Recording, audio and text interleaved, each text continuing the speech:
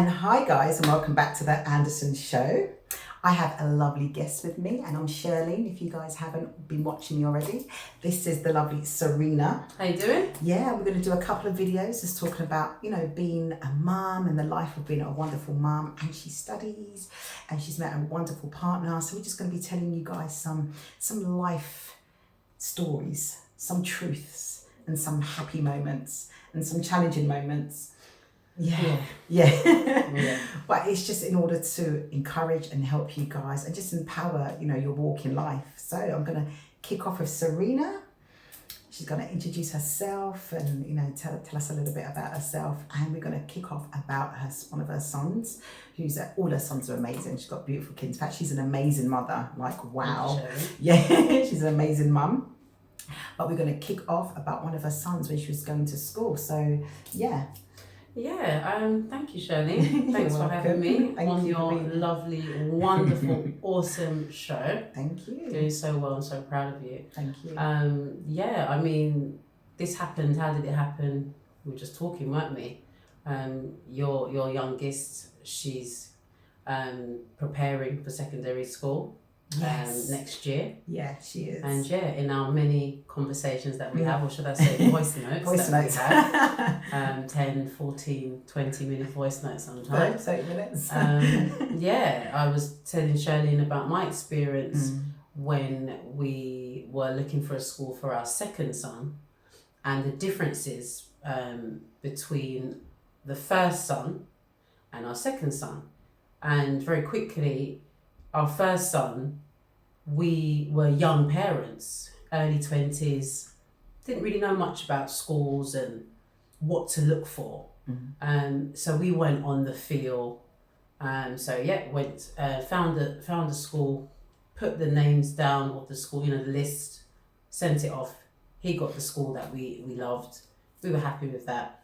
The experience wasn't too great in the end, but again, I think it was just being first-time parents and being inexperienced. But then, what do you really know? We just tried to go on the feel. That was that. By the time we had the second son, we were like, right, we're going to do it differently this time. Yeah. We didn't really do it much differently. We still went, we visited schools, and we decided, on our 3 schools. But we didn't get any of our choices because a new school was opening and the Croydon Council decided to give us the school. So we were devastated as parents. So let me stop you. So basically, as you will be enrolling your child onto primary and secondary school, you will then, I guess, go out and look at these schools, get a feeler, see what schools that you like, and for your child, what the school your child likes as well. Yeah, and meet obviously meet the teachers, and obviously look at their Ofsted reports and obviously what they've achieved in results, exam results. Yeah. So your SATs, primary schools, and so forth. Your GCSEs and A levels results, which we didn't do on the first time round. Yeah. Not in depth and length. We didn't. Do it in that way. Yeah. You see, and then what happens is you then, as you know, fill out the forms. You then give it to your local authority, and if there's a supplementary form for the schools, a different form, because some schools, like grammar schools and stuff, will have their own tests and stuff. And then you're hoping for the best. You put your child maybe in a English or maths extra tuition, which costs a lot of money, and you're hoping for the best. And it's a really, really stressful time. Can be, and you're anxious. Some parents just like, whatever, or my child went to this school and it's good and they will send it, and they're very fortunate.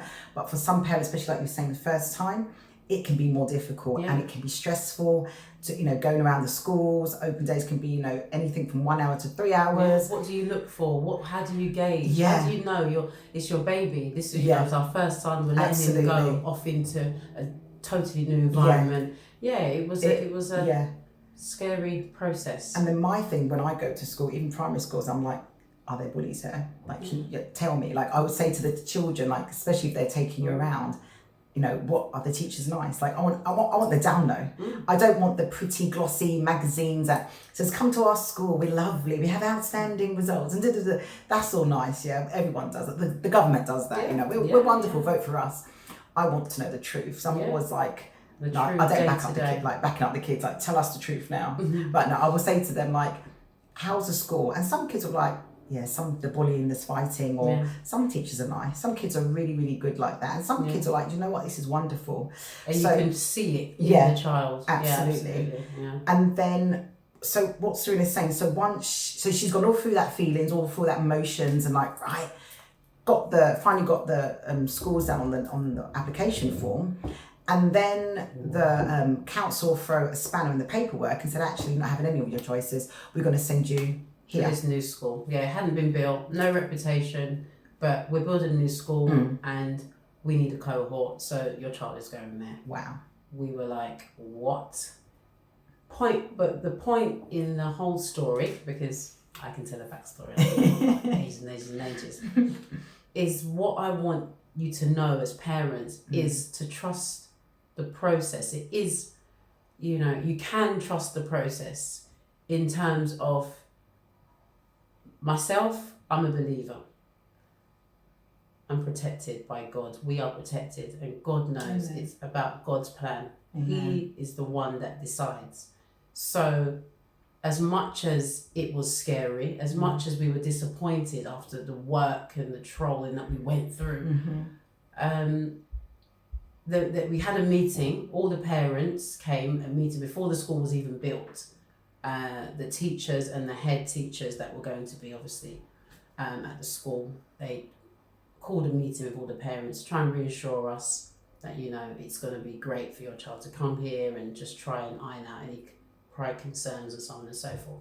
And what I got from that by the end of the meeting was, actually, this is a new school and they are going to put everything they can into ensuring that our children have the best that they can. And it was a true blessing, because they put so much into our children. It was meant to be. My middle son now, he's 15. He's doing very, very well at school. This was in 2012. So he's now 15 and he's doing remarkably well. And he was a child that couldn't settle from nursery up to year 3 even. He couldn't settle with any changes, with anything new. But the moral to this is trust the process. I could tell you lots and lots of examples as to where, if I didn't trust the process, I could have just been fretting so much. So, one example? Well, Jacob in particular, as I said, he's a child that doesn't settle very well. So every time he was going into a new school year, as brilliant, as wonderful as the school was, and all the work they were putting into the children and the education and the teachers and the love and the joy in the school, I still fretted that he wasn't going to settle. Yeah. And he didn't. And what type of behaviour did he display? Crying, or emotions?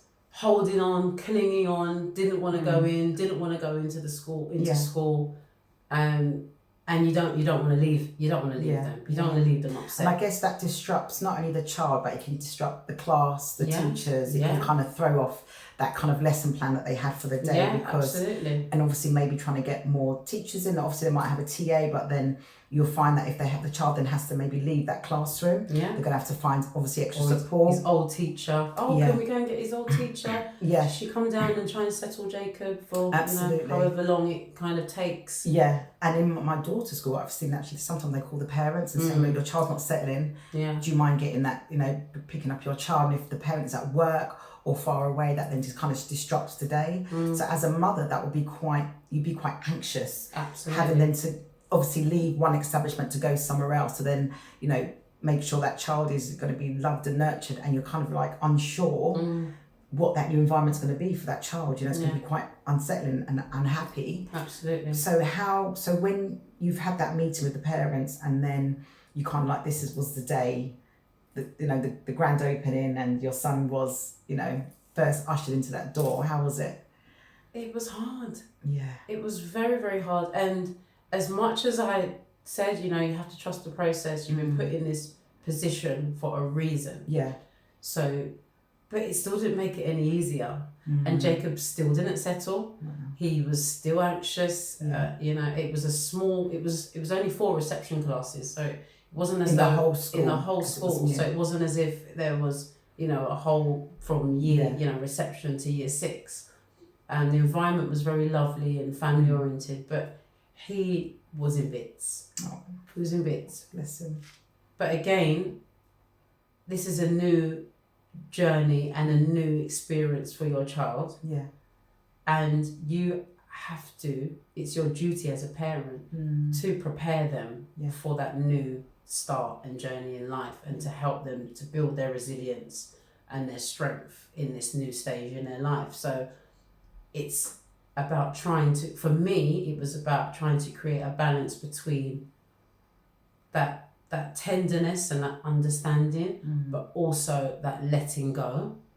Because the more you held on to your child and the more you kind of appease that, their feeling of, I don't want to stay, I don't want to go, I don't want to do this, it encourages it and it lasts for longer. Yeah. And again, it's back to that trust in the process. The teachers, they're professionals and they have their way of managing these because of children that are anxious and are feeling like this. It's difficult as a parent. It really is to let your child go, especially when they're so upset. Perhaps.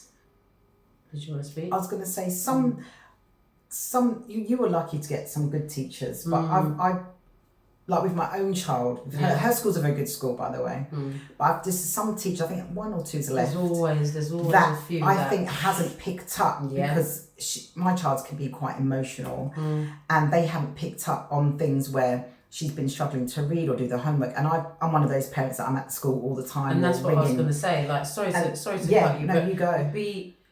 You have to be an advocate for your Absolutely. child. Absolutely. So again, when I'm saying about finding that balance with your child and trusting the process, but at the same time, what I was going to go on to say is, but don't be, the teacher and the teacher knows best. You have to give it a chance to a degree, but you as a parent, you will know, actually, this is more than my son or my daughter not transitioning. There's something else going on here. So, a lot of us I've known parents to be very teacher oriented, teacher knows best. But this situation in particular, when you're letting your child go into this new stage in their life, is about really knowing your child. Yeah, you have to, because obviously you've got like special educational needs. Yeah, so if your child's got special educational needs and you find that they're just slipping through the loophole, like the teachers are not, catering to that child's needs, what do you do as a parent? Like Serena said, you have to be the advocate, and you have to sometimes be on at some of these schools, because I know they're best, but they are really stretched for resources and time and money as well. And if you are not on the ball with your child, emotional needs and any struggles or learning difficulties, unfortunately, they are going to slip through the net. And it's going to get to that stage where it will go to secondary school. You find them in sometimes the bottom classes.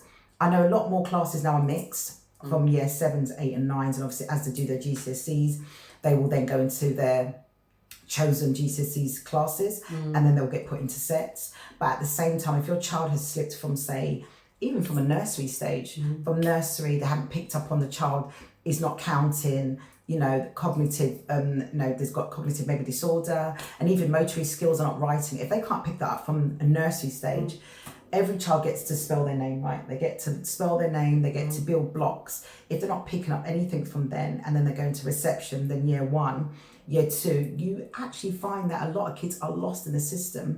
That happened with my first son. Yeah. Absolutely. He came out, and it wasn't until he got to college that they said that his language was not at the same ability or the age, the standard for an 18-year-old. Wow. He speaks well and his grammar and things, it's okay. You know, it's going by. He got a merit, whatever. So he didn't do too badly at college, but they picked up in college at 18 that for him to do a language and communication tests, because it wasn't picked up in school, and he's gone all of those years. And again, new first time parents, we didn't know what to look out for, or you're sending them to school, and school will take care of it. You're trying to bring yourself up as an adult. You're working, you're trying to create something for yourself as well. Absolutely. And you do miss things. It's possible, and you can't blame yourself. But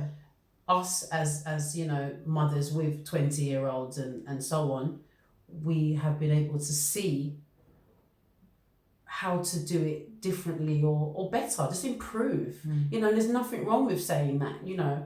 I missed certain things, but that's how it goes. But as Shirlene was saying, it's no, I don't want to sound contradictory, but as I'm saying, it is trust the process, but also bottom line is know your child and know when to step in and always be an advocate for your child. Absolutely. And don't be put off or afraid that, the teacher, so they're more educated than me, or they're more experienced because they've seen a lot of children and so on and so forth.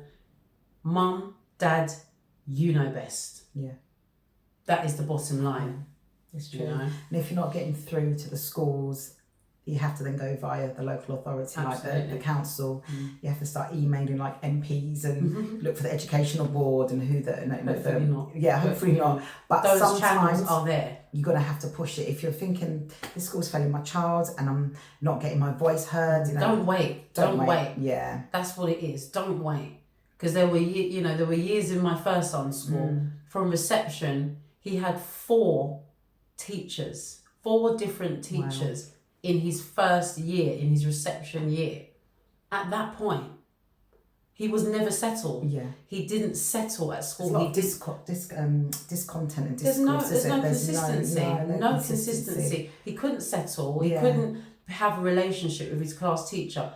And everybody's they're all starting again. So every time they're having to get to know the child. The school year is only like 9 months or something like that. That's nowhere near long enough to know your child. So things were missed from then. And he had a lot of issues from reception right the way through to his GCSEs.